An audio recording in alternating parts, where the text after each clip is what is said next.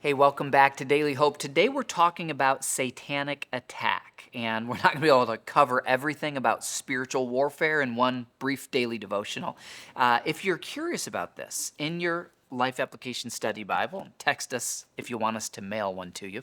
You can look up spiritual warfare in the back. You can look up Satan, demons, satanic attack. But we get this interesting scenario where Satan is in the presence of God in heaven, and God brings Job up. He says, "Have you noticed my servant Job?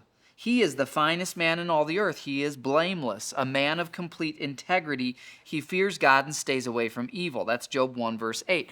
Then Satan replies in verse 9, and Satan essentially says, "Well, yeah, God, Job loves you because you spoil him and you give him everything he wants. But if you would allow me to attack him, he would surely turn his back on you." God then gives Satan permission in verse 12. Satan's going to be the one harming Job, not God.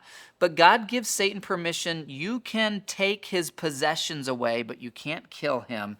And at the end of verse 12, it says, "So Satan left the Lord's presence." And so then the assumption of the rest of the book is all these trials that happen to Job, they happen in the supernatural realm. It's very interesting because physical things like tornadoes and sickness happen to Job and his family, but it's Satan who does it. And so isn't that interesting to think about?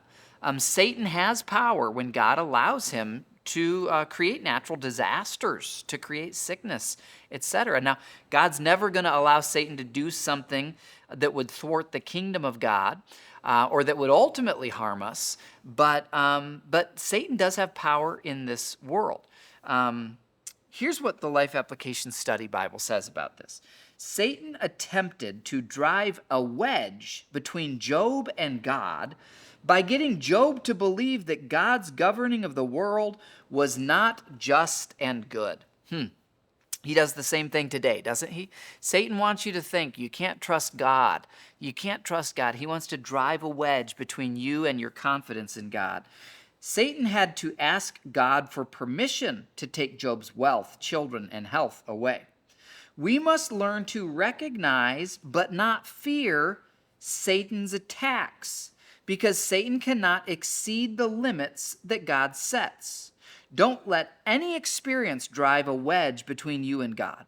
Although you cannot control how Satan may attack, you can always choose how you will respond when it happens. Those are such good words. In fact, tomorrow I'll talk a little about my own sickness, which I do believe is from the enemy to try to slow me down in ministry. And like Job, I'm just going to keep leaning into God, and we'll get into that a little bit tomorrow. I'll see you then for more Daily Hope.